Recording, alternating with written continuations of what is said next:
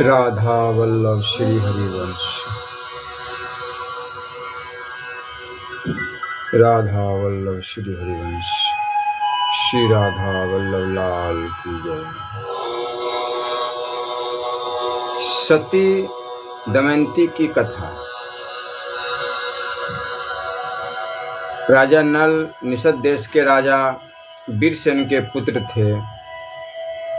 ये बड़े तेजस्वी ब्राह्मणों के रक्षक, वेदवेता, सत्यवादी, जितेंद्रिय, उदार और प्रजा पालक थे। इनमें जुआ खेलने का एक व्यसन था। इसके अतिरिक्त इनमें अन्य अनेक गुण थे और इनका चरित्र भी बड़ा पवित्र तथा प्रशंसनीय था। इनके पास एक अक्षौहिणी सेना थी और वे स्वयं भी युद्ध में बड़े प्रवीण वीर योद्धा थे। उन्हीं दिनों विदर्भ देश के राजा भीम हुए। वे भी नल के समान ही गुणी और सदाचारी थे। राजा के कोई संतान न होने के कारण उन्होंने दमन ऋषि को सेवा द्वारा प्रसन्न किया। दमन ऋषि की कृपा से उनके 3 पुत्र और 1 कन्या हुई। पुत्रों के नाम थे दम, दांत और दमन तथा कन्या का नाम था दमयंती। दमयंती बहुत ही उत्तम गुणों से संपन्न और चरित्रवती थी। वह लक्ष्मी के समान सुंदरी थी। उन दिनों कितने ही लोग विदर्भ देश के निषद देश में आते और राजा नल के सामने दमयंती के रूप और गुणों का बखान करते। निषद देश से विदर्भ में जाने वाले दमयंती के सामने राजा नल के रूप, गुण और पवित्र चरित्र का वर्णन करते। इससे इन दोनों के हृदय में परस्पर अनुराग का बीज अंकुरित हो गया। एक दिन राजा नल ने अपने महल के बगीचे में आए हुए हंसों में एक हंस को पकड़ लिया। हंस ने कहा, आप मुझे छोड़ दे तो मैं दमयंती के पास जाकर आपके गुणों का ऐसा वर्णन करूँगा कि वह आपको अवश्य ही वर लेगी। तब नल ने हंस को छोड़ दिया।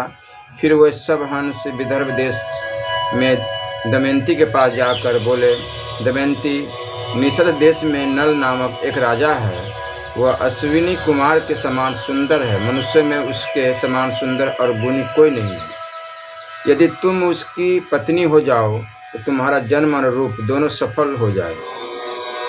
दमयंती ने कहा, हंस, तुम लोग नल से भी ऐसी ही बात कहना। हंसों ने निषद देश में लौटकर नल से दमयंती की संदेश कह दिया। दमयंती हंसों के मुंह से राजा नल की बड़ाई सुनकर उनसे मन ही मन प्रेम करने लगी। वह रात दिन उन्हीं का ध्यान करती रहती। इससे उसका शरीर दुबला हो गया और वह दिन सी दिखने लगी। दमयंती के हृदय का भाव सखियों के द्वारा जानकर राजा भीम ने उसके स्वयंवर का विचार किया और सब राजाओं को निमंत्रण पत्र भेज दिया। तब देश देश के राजा विदर्भ देश में आने लगे। राजा भीम ने सबके स्वागत की सुव्यवस्था कर दी। श्री नारद तथा पर्वत से दमयंती के स्वयंवर का संवाद सुनकर इंद्र, वरुण, अग्नि और यम, ये चारों देवता उससे विवाह करने के लिए आए। रास्ते में उनकी राजा नल से भेंट हुई। उन्होंने राजा नल से कहा, तुम दमयंती के पास हमारे दूत बनकर जाओ। नल बोले, जिस काम के लिए आप आए हैं उसी काम के लिए मैं जा रहा हूँ, अतः इस काम के लिए मुझे भोजन भेजना उचित नहीं है।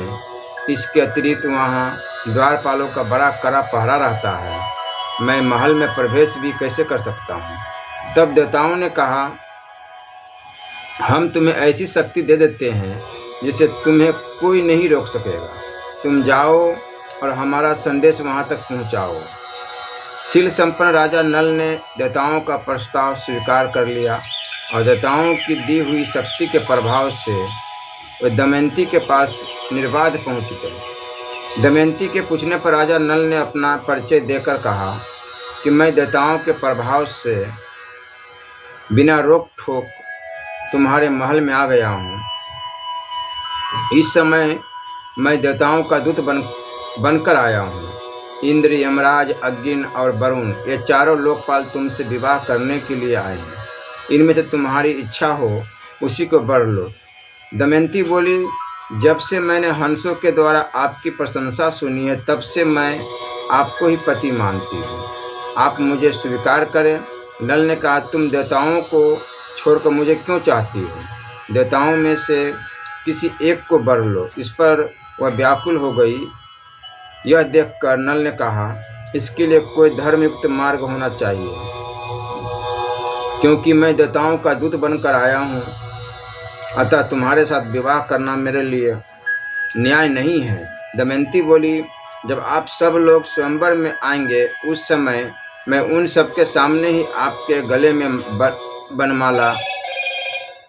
बरमाला डाल दूंगी।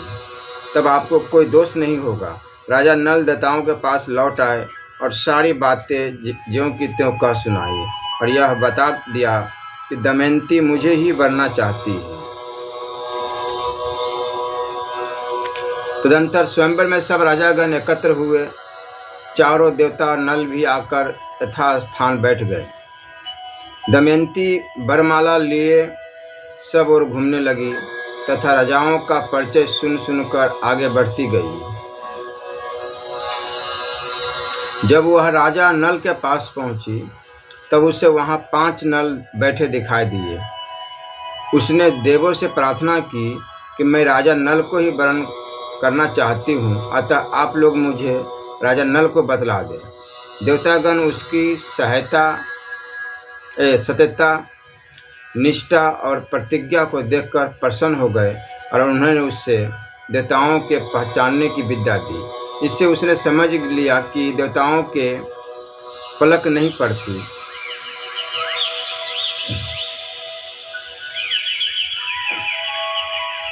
उनका भूमि से स्पर्श नहीं होता और उनकी छाया नहीं पड़ती।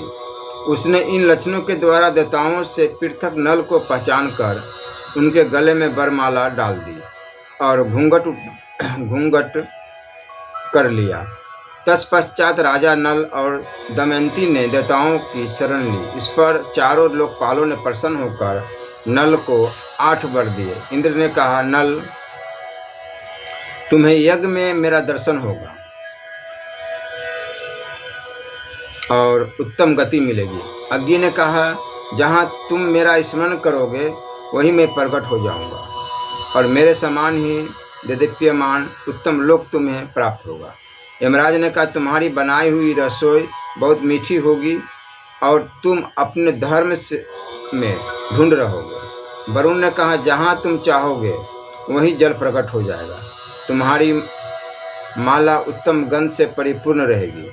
इस प्रकार 2-2 वर देखकर सब देवता अपने अपने लोक को चले गए।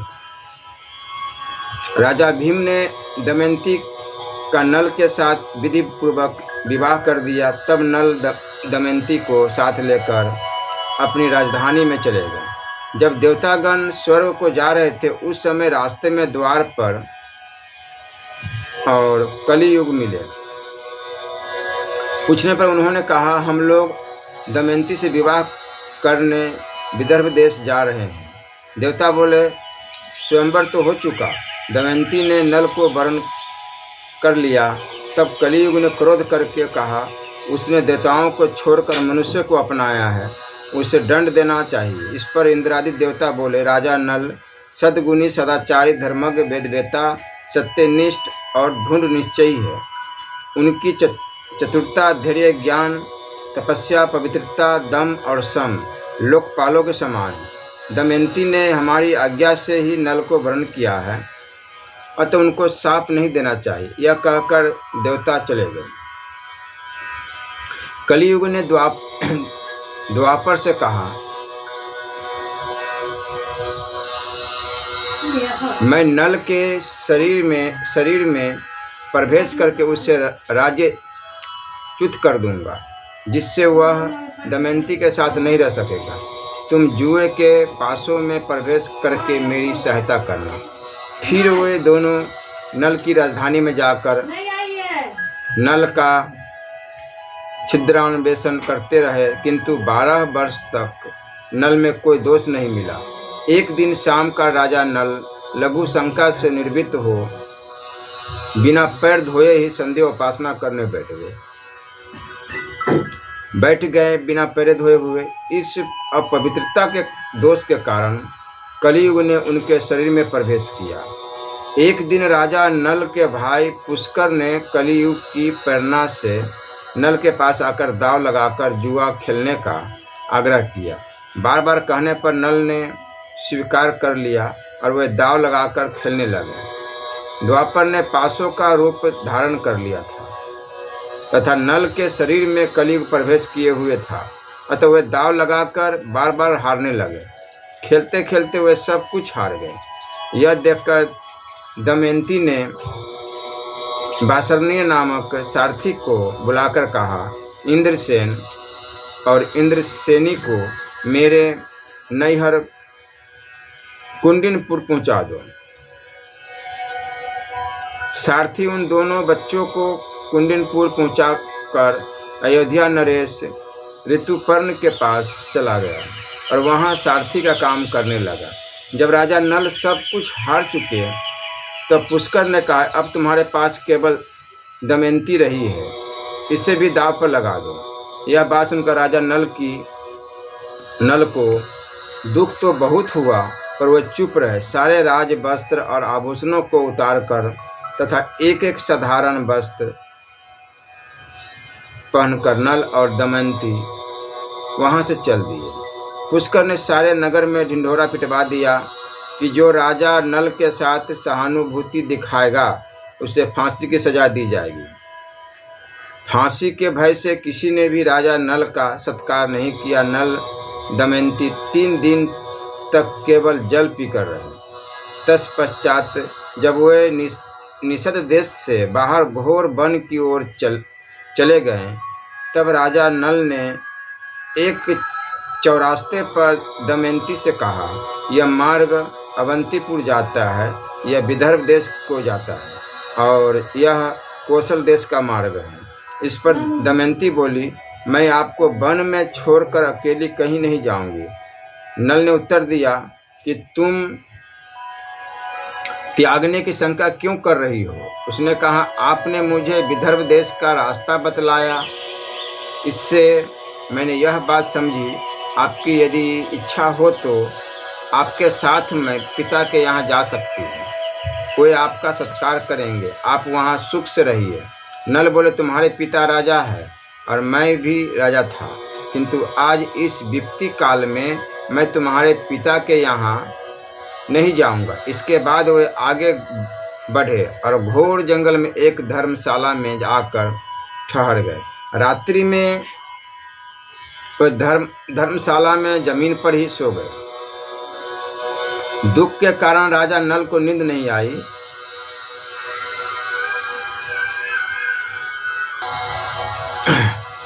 और वे विचारने लगे, दमयंती सच्ची पतिव्रता है, मैं इसे छोड़कर चल दूं तो यह बाध्य होकर अपने पिता के यहाँ चली जाएगी। इससे दमयंती को एक बार तो दुख होगा, यह यूँ तो मुझे छोड़कर नहीं जाएगी, पर यह अपने माँ बाप के पास रहकर दुख के दिन सुविधा के साथ बिता देगी।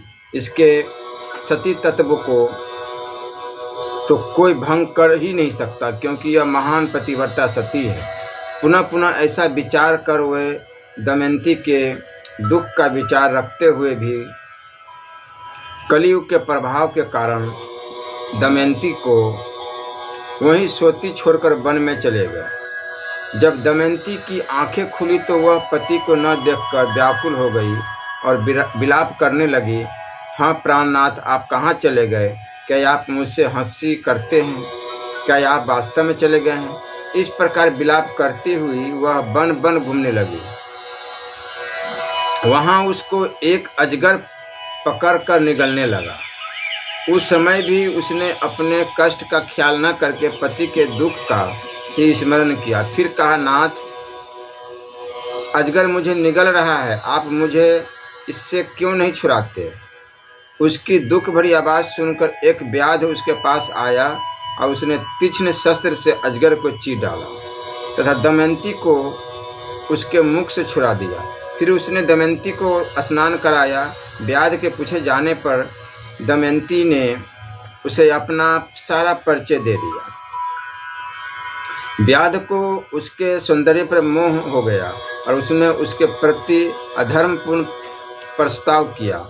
उसकी इस कुत्सित चेष्टा को देखकर सती दमयंती को क्रोध आया और शाप दिया कि यदि मैंने राजा नल के अतिरिक्त दूसरे पुरुष का मन से भी कभी चिंतन नहीं किया है तो उस पतिव्रत्य के प्रभाव से यह व्याध मरकर जमीन पर गिर पड़े। उसी क्षण वह व्याध मरकर जले हुए ठूंठ की तरह गिर पड़ा। दमयंती वन में आगे चली गई। वहां उसने तपस्वियों का एक आश्रम देखा। तपस्वियों के पूछने पर उसने अपने दुख का सारा वृत्तांत कह सुनाया और वह पूछने लगी, क्या मेरे पति से मेरा मिलन होगा और मेरे दुख का कभी अंत होगा? तपस्वियों ने कहा, तुम्हारा पति से शीघ्र ही मिलाप होगा और तुम्हारे सब दुख दूर हो जाएंगे। इस प्रकार आश्वासन देकर वे आश्रम सहित अंतर्ध्यान हो गए। दमयंती आगे चलकर चेदी देश के राजा सुबाहु के महल के निकट पहुंच गई। उस समय उसको पागल समझकर कितने ही बालक उसे घेरे हुए थे। राजमाता ने इस दृश्य को देखकर उसे दासी के हाथ महल में बुलवाया और पूछा, तुम कौन हो और कैसे घूम रही हो? दमयंती बोली, मेरे पति देव मुझे वन में अकेली छोड़कर कहीं चले गए हैं। मैं उनकी खोज में घूम रही हूँ। यूं कहते उसकी आंखों में आंसू भर आए। फिर उसने कहा, मैं दासी का काम कर सकती हूँ, किंतु मेरी यह शर्त है कि मैं कभी जूठा नहीं खाऊंगी, किसी के पैर नहीं धोऊंगी और पर पुरुष के साथ किसी प्रकार की भी बातचीत नहीं करूंगी। यदि कोई पुरुष मुझसे दुचेष्टा करेगा तो उसे दंड देना होगा। मैं अपने पति को ढूंढने के लिए ब्राह्मणों से बातचीत करती रहूंगी। राजमाता उसकी शर्त सुनकर बहुत प्रसन्न हुई और बोली, ऐसा ही होगा। फिर उसने अपनी लड़की सुनंदा को बुलाकर कहा, बेटी, यह तुम्हारी उम्र की है, इसे तुम अपनी सहेली की तरह प्रसन्नतापूर्वक महल में रखो। उधर राजा नल वन में घूम रहे थे। तब वन में आगे लगे हुए दवा नल में से एक सर्प की आवाज़ सुनकर उस दवा नल में घुस गए। वे उस करकोटक नामक सर्प को उठाकर चलने लगे। सर्प ने राजा से गिनकर पैर रखने के लिए कहा। तब राजा नल ने गिनती करते हुए 10 कहकर ज्यों ही कदम रखा त्यों ही करकोटक नाग ने उनको डस लिया। इससे उनका रूप बदल गया। राजा ने कहा, तुमने यह क्या किया? सर्प बोला, तुमने मेरा बड़ा उपकार किया है, अतः तुम्हारे उपकार के लिए मैंने ऐसा किया है। इससे तुम्हें कोई पहचान नहीं सकेगा। तुम राजा ऋतुपर्ण के यहाँ जाकर नौकरी कर लो। उनको तुम घोड़ी की विद्या सिखला देना और उनसे जुए की कला सीख लेना, जिससे तुम्हें तुम्हारा राज्य वापस मिल जाएगा। और ये वस्त्र मैं तुम्हें देता हूँ, मेरा स्मरण करके इनको धारण करने से तुम्हारा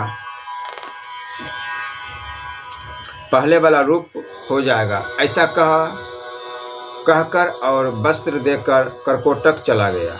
राजा नल अयोध्यापति ऋतुपर्ण के पास जाकर बोले, मेरा नाम बाहुक है। मैं अश्वविद्या या सारथी का काम जानता हूँ, रसोई बनाना जानता हूँ और भी बहुत से काम जानता हूँ। राजा ने उत्तर दिया कि तुम्हारे जिम्मे ये सभी काम रहेंगे, किंतु अश्वशाला के अध्यक्ष रहकर तुम्हें घोड़ों की चाल तेज करने का उद्योग विशेष रूप से करना होगा।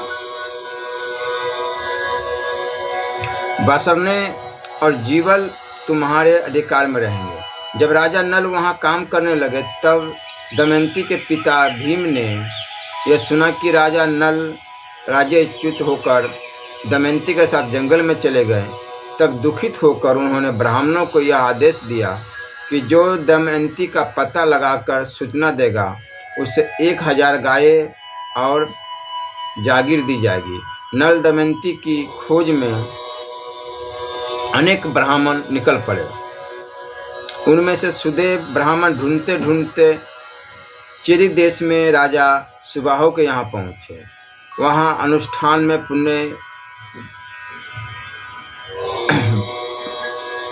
पुण्याह वाचन हो रहा था।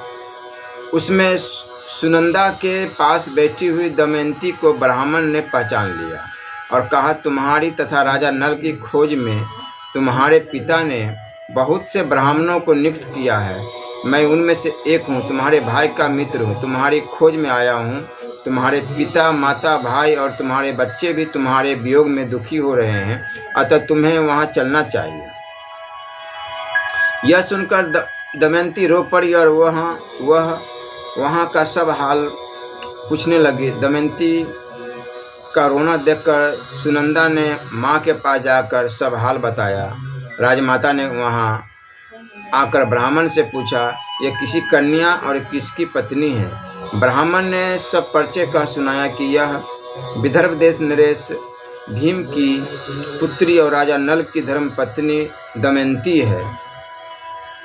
यह सुनकर सुनंदा ने दमयंती का ललाट धोया, जिससे उसके ललाट का लाल चिन्ह दिखाई देने लगा। तब राजमाता उससे पहचान कर रो पड़ी और बोली, तुम तो मेरी सगी बहन की लड़की हो। मैं तुम्हें अब तक पहचान न सकी। दमयंती ने कहा, माताजी, मैं यहाँ बहन सुनंदा के साथ बड़े सुख से रही। अब मेरे माता पिता तथा बच्चे मेरे बिना दुखी है।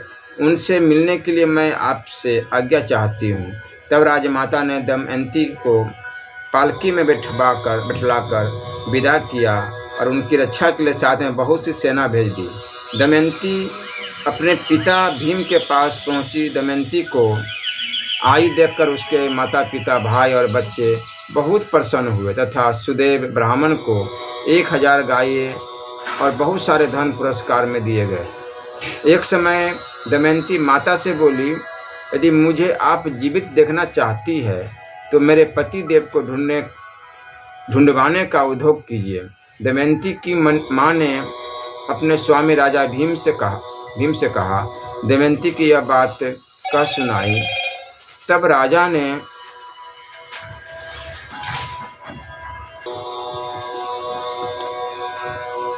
एक समय दमयंती माता से बोली, यदि मुझे आप जीवित देखना चाहती है तो मेरे पति देव को ढूंढवाने का उद्योग कीजिए। दमयंती की माँ ने अपने स्वामी राजा भीम से दमयंती की यह बात कह सुनाई। तब राजा ने नल को ढूंढ लाने के लिए ब्राह्मणों को नियुक्त कर दिया। जब वे ब्राह्मण दमयंती के पास आए तब दमयंती ने कहा, आप लोग जिस नगर में जाए वहाँ मनुष्य की भीड़ में यह बात कहे कि तुम मुझे दासी को वन में अकेले छोड़कर कहाँ चले गए। तुम्हारी यह दासी तुम्हारे वियोग में दुखित हुई तुम्हारी प्रतीक्षा कर रही है। ब्राह्मणगण दमयंती के निर्देशानुसार राजा नल को ढूंढने चल दिए। एक दिन परनाद नामक ब्राह्मण ने आकर दमयंती से कहा, राजा नल का पता लगाते हुए जब मैंने अयोध्या के राजा ऋतुपर्ण की सभा में तुम्हारी बात कही तब उसके बाहुक नामक सारथी ने मुझे एकांत में बुलाया। वह सारथी राजा ऋतुपर्ण के घोड़ों को शिक्षा देता था, स्वादिष्ट भोजन बनाता है, परंतु उसके हाथ छोटे छोटे और शरीर सांवला है। उसने मुझसे रोते हुए कहा कि कुलीन स्त्रियां घोर कष्ट पाने पर भी अपने सिर की रक्षा करती है और अपने सतीत्व के बल पर स्वर्ग को जीत लेती है। कभी उनका पति उन्हें त्याग भी दे तो वे क्रोध नहीं करती, वह अपने सदाचार की रक्षा करती है। यह ठीक है कि पति ने अपनी पत्नी का योग्य सत्कार नहीं किया, परंतु वह उस समय राज्य लक्ष्मी से क्षुधा आतुर, दुखी और दुर्दशाग्रस्त था। ऐसी अवस्था में उस पर क्रोध नहीं करना चाहिए। ब्राह्मण की बात सुनकर दमयंती की आंखों में आंसू भर आए। फिर उसने प्रनाद का सत्कार करके विदा किया और सुदेव ब्राह्मण को बुलाकर कहा, आप शीघ्र ही अयोध्या में पहुंचकर राजा ऋतुपर्ण से कहे कि भीमपुत्री दमयंती नल के जीने या मरने का किसी को पता न होने के कारण कल सूर्योदय के समय दूसरा स्वयंवर करना चाहती है। यदि आप पहुंच सके तो वहां जाइए। ब्राह्मण सुदेव ने अयोध्या जाकर राजा ऋतुपर्ण से दमयंती की सारी बातें ज्यों की त्यों कह दी। राजा ऋतुपर्ण ने बाहुक को बुलाकर दमयंती के स्वयंवर में चलने के लिए कहा। यह बात सुनकर राजा नल बहुत दुखी हुए। उन्होंने अपने मन में सोचा, दमयंती ने मेरी प्राप्ति के लिए ही यह युक्ति की होगी। वह पतिव्रता, तपस्विनी और दीना है। मैं दुर्बुद्धि बस उसे त्याग कर बड़ी क्रूरता की है। अपराध मेरा ही है। वह कभी ऐसा नहीं कर सकती। बाहुक ने राजा को विदर्भ देश पहुंचा देने की प्रतिज्ञा की और वे शीघ्रगामी घोड़े जोतकर एक रथ ले आए। राजा उस पर सवार होकर चल पड़े। रथ वायु के समान बड़े वेग से जा रहा था। एक स्थान पर राजा का दुपट्टा गिर गया। राजा ने कहा, बाहुक, मेरा दुपट्टा गिर गया, रथ रोको। बाहुक बोला, राजन, अब हम वहां से 1 योजन दूर आ गए हैं। यह आश्चर्य की बात सुनकर राजा ऋतुपर्ण ने कहा, मेरी गणित विद्या की चतुराई देखो। सामने के बहेरे के वृक्ष में 5 करोड़ पत्ते और 2095 फल हैं। तुम्हारी इच्छा हो तो गिन लो। बाहुक ने रथ खड़ा करके वृक्ष काटकर फल और पत्ते गिने तो ठीक उतने ही हुए। फिर राजा ऋतुपर्ण ने बाहुक से कहा, मैं गणित विद्या के सिवा पासों की विद्या भी जानता हूँ। बाहुक बोला, आप मुझे पासों की विद्या सिखा दे और मैं आपको घोड़ों की विद्या सिखला दूंगा। तब राजा ने उसको पासों की विद्या सिखला दी और कहा, घोड़ों की विद्या तुम मुझे फिर सिखला देना। तत्पश्चात राजा नल के शरीर से कलियुग कर्कोटक का विष उगलता हुआ बाहर निकला। राजा ने उसे शाप देना चाहा, किंतु कलियुग ने राजा की शरण होकर कहा, आप मुझे शाप न दे। दमयंती के शाप से भी मैं महान दुखी हूँ। जो आपके चरित्र को गाएंगे उन्हें मेरा भय नहीं होगा। राजा नल शांत हो गया और कलियुग बहेरे के पैर में घुस गया, जिससे वह वृक्ष ठूंठ सा हो गया। इसके अनंतर राजा ऋतुपर्ण को लेकर नल विदर्भ देश में पहुँचे। उस समय रथ की गड़गड़ाहट को सुनकर दमयंती ने निश्चय किया कि इस रथ के सारथी मेरे पति देव नल ही है। आज यदि मेरे पति मेरे पास नहीं आएंगे तो मैं धधकती हुई आग में कूद पड़ूंगी। मैंने कभी हंसी खेल में भी उनसे झूठी बात नहीं कही हो, उनका कोई अपकार नहीं किया हो, प्रतिज्ञा करके तोड़ दी हो, ऐसा याद नहीं आता। वह शक्तिशाली, क्षमावान, वीरदाता और एक पत्नी व्रती है। उनके वियोग में मैं व्याकुल हो रही हूँ। राजा ऋतुपर्ण ने वहाँ पहुंचकर राजा भीम के पास समाचार भेजा। तब भीम ने ऋतुपर्ण को अपने पास बुलाया। फिर कुशल प्रश्न के अनंतर राजा भीम के पूछने पर राजा ऋतुपर्ण ने वहाँ स्वयंवर का कोई ढंग न देखकर यही बात कही कि मैं आपसे मिलने आया हूँ।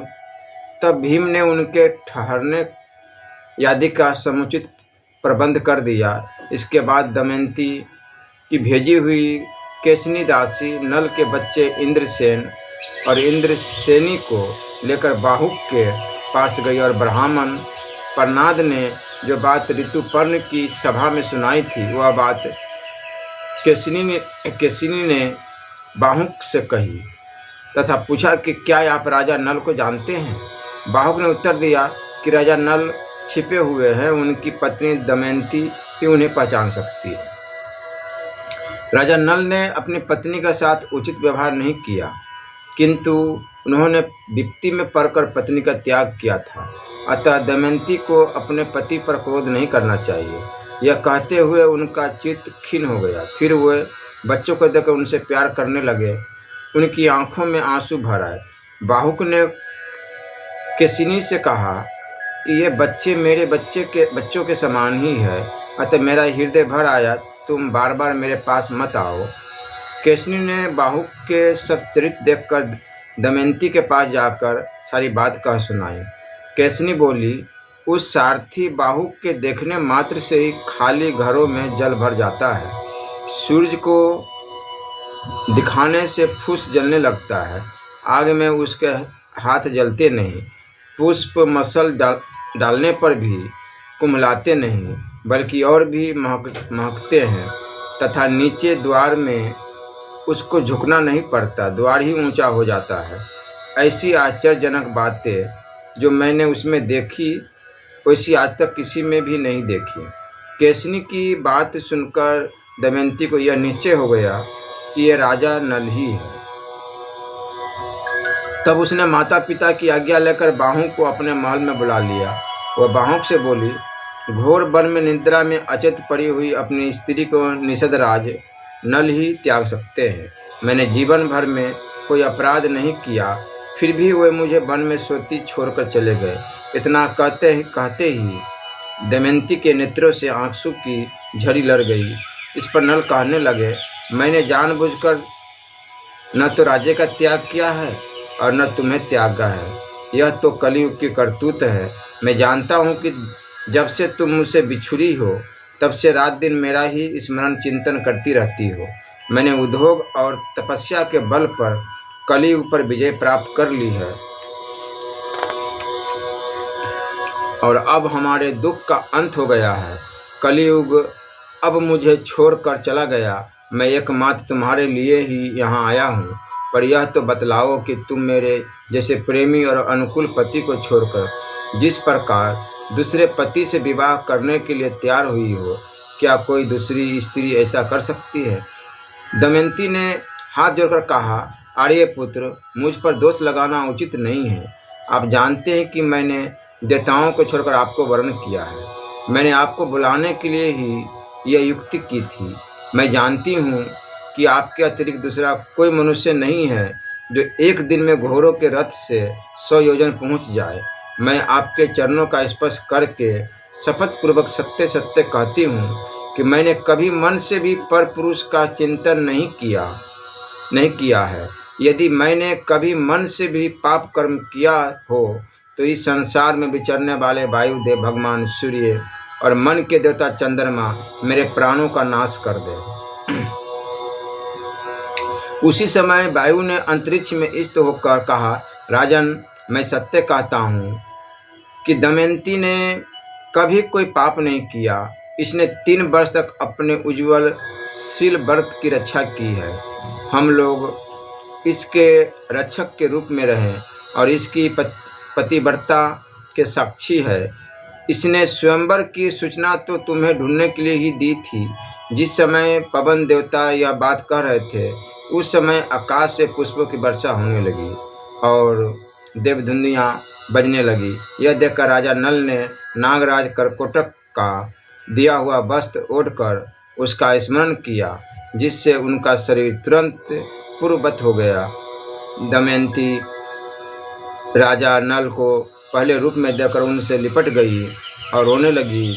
राजा नल ने भी प्रेम के साथ दमयंती को गले लगाया और दोनों बालकों को छाती से लगाकर उनके साथ प्यार की बातें करने लगे। सारी बात दमयंती के साथ बातचीत करने में ही बात बीत गई। प्राप्त काल होने पर नहा धो सुंदर वस्त्र पहनकर दमयंती और राजा नल भीम के पास गए और उनके चरणों में प्रणाम किया। भीम ने बड़े आनंद से उनका सत्कार किया और आश्वासन दिया। बात में यह समाचार सर्वत्र फैल गया। नगर के नर नारी आनंद में भरकर उत्सव मनाने लगे। जब राजा ऋतुपर्ण को यह बात मालूम हुई तो उन्हें बड़ा आनंद हुआ और उन्होंने नल को अपने पास बुलाकर क्षमा मांगी। राजा नल ने उनके व्यवहारों की उत्तमता बतलाकर प्रशंसा की और उनका सत्कार किया। साथ ही उन्हें अश्वविद्या भी सिखा दी। राजा ऋतुपर्ण किसी दूसरे सारथी को लेकर अपने नगर चले गए। तदनंतर राजा नल अपने ससुर के दिए हुए रथ में सवार होकर 16 हाथी, 50 घोड़े तथा 600 पैदलों को लेकर अपने नगर में आए और पुष्कर से मिलकर बोले, आओ हम लोग पुनः जुआ खेलें। पुष्कर ने हंसकर कहा, अच्छी बात है, अब की बार तुम्हारे धन और दमयंती को भी जीत लूँगा। जुआ होने लगा। राजा नल ने पुष्कर के राज्य, रत्न भंडार और उसके प्राणों को भी जीत लिया और कहा, यह सब राज्य मेरा हो गया, किंतु तुम अपना जीवन सुख से बिताओ। मैं तुम्हारे प्राणों को छोड़ देता हूँ, तुम्हारी सब वस्तुएं और तुम्हारे पहले का राज्य का भाग भी दे देता हूँ। तुम पर मेरा पहले के समान ही प्रेम है, तुम मेरे भाई हो। इस प्रकार कहकर नल ने पुष्कर को धैर्य दिया और उसे अपने हृदय से लगाकर जाने की आज्ञा दी। पुष्कर ने हाथ जोड़कर राजा नल को प्रणाम किया और कहा, जगत में आपकी अक्षय कीर्ति हो, आप मेरे अन्नदाता और प्राणदाता है। तदनंतर पुष्कर अपने सेवकों को लेकर अपने नगर में चला गया। राजा नल भी उसके साथ गए और पुष्कर को पहुंचाकर अपनी राजधानी में लौट आए। सभी नागरिक, प्रजा, मंत्रिमंडल के लोग राजा नल को पाकर बहुत प्रसन्न हुए। उन्होंने रोमांचित शरीर से हाथ जोड़कर राजा नल से निवेदन किया, राजेंद्र, आज हम लोग दुख से छुटकारा पाकर सुखी हुए हैं। इसके पश्चात राजा नल ने सेना भेजकर दमयंती को बुलवाया। राजा भीम ने अपनी पुत्री को बहुत सी वस्तुएं देकर ससुराल भेज दिया। दमयंती अपनी दोनों संतानों को लेकर महल में आ गई। राजा नल बड़े आनंद के साथ समय बिताने लगे। राजा नल की ख्याति दूर दूर तक फैल गई। वे धर्म बुद्धि से प्रजा का पालन करने लगे। उन्होंने बड़े बड़े यज्ञ करके भगवान की आराधना की। दमयंती के इस पवित्र चरित्र से स्त्रियों को यह शिक्षा लेनी चाहिए कि पति को ही सर्वस्व मानकर पति की सेवा करे। स्त्री के लिए पति के समान कुछ भी नहीं है। श्री लक्ष्मी जी का उपदेश। इस विषय में श्री लक्ष्मी जी ने देवताओं से कहा, स्त्रियों के लिए पति ही बंधु है, पति ही गति है तथा पति ही देवता है और पति गुरु है। उनके लिए सबसे बढ़कर पति ही है, पति से बढ़कर और कोई गुरु नहीं है। जो स्त्री विष्णु के समान पूजनीय, सर्वश्रेष्ठ अपने पति के साथ द्वेष करती है, वह जब तक 14 इंद्रों की आयु समाप्त होती तब तक कुंभी पाक नरक में पचाई जाती है। पति भक्ति से रहित स्त्री के लिए व्रत, उपवास, दान, सत्य, पुण्य, बहुत समय तक किया हुआ तप,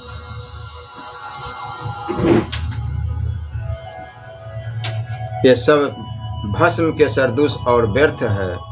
स्त्रियों के लिए पति सेवा ही व्रत है, पति सेवा ही परम तप है, पति सेवा ही परम धर्म है और पति सेवा ही देव पूजन है। उनके लिए पति सेवा ही परम सत्य, दान और तीर्थ सेवन है। स्त्रियों के लिए पति ही सर्वदेवमय है। उनके लिए पति रूप जनार्दन सर्वदेवमय, परम पवित्र और सर्व पुण्य स्वरूप है। स्त्रियों के लिए पति ही गति और पति ही प्राण है तथा पति सर्व संपदाय है। उनके लिए पति ही धर्म, अर्थ, काम और मोक्ष की सिद्धि का हेतु तथा संसार समुद्र से पार होने के लिए पुल स्वरूप है। स्त्रियों के लिए पति देव ही साक्षात नारायण हैं, वही व्रत और सनातन धर्म स्वरूप है। जो स्त्रियां स्वामी से विमुख होती है उनके संपूर्ण कर्म वृथा है। जो सब तीर्थों में स्नान करना, समस्त यज्ञों में दक्षिणा देना, सब प्रकार के दान और दूसरे पुण्य कर्म तथा जो सब प्रकार के व्रत, नियम, देव पूजन, उपवास, सब प्रकार के तप आदि है, वे सब मिलकर पति की चरण सेवा के 16वें हिस्से के बराबर भी नहीं हो सकते। स्त्रियों के लिए सब बांधवों से बढ़कर प्रिय पुत्र होता है, वह भी पति का अंश होता है। इसलिए 100 पुत्रों से भी बढ़कर पति देव है। सती स्त्री को चाहिए कि उसका पति पतित हो, रोगी हो, दुष्ट हो, निर्धन हो, गुणहीन हो, युवा हो चाहे बूढ़ा हो, उसकी सेवा ही करती रहे, उसका परित्याग न करे। जो स्त्री गुणवान या गुण रहित पति के साथ भी द्वेष करती है अथवा उसका परित्याग कर देती है, वह जब तक चंद्रमा और सूर्य रहते हैं तब तक कालसूत्र नामक नरक में पकाई जाती है।